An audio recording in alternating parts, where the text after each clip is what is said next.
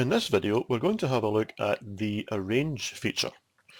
What I have in front of me at the moment is a fairly straightforward piano part. I can play it and let you hear it.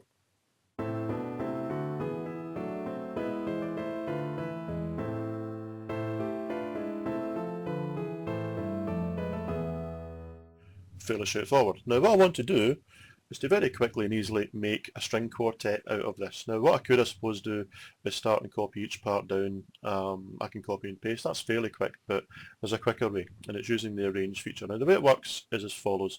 First of all I have to select the entire piano part, so I triple click in there and then I'm going to extend that selection using shift click there and I'm going to copy that, Control C.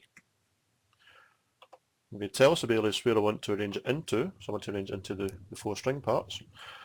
I then go to the Note Input tab, over to the Arrange group over here, and there's the Arrange button there. Now I could use the Explode from here, but personally I've always had more success by using this here and then choosing the Arrange style, because from here you have a whole range of different styles that you can use. And if you pick one of these, it tells you over here what you're going to be doing.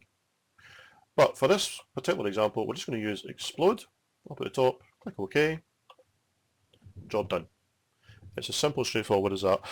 Also notice that the four parts are now highlighted, so all I need to do is hit P,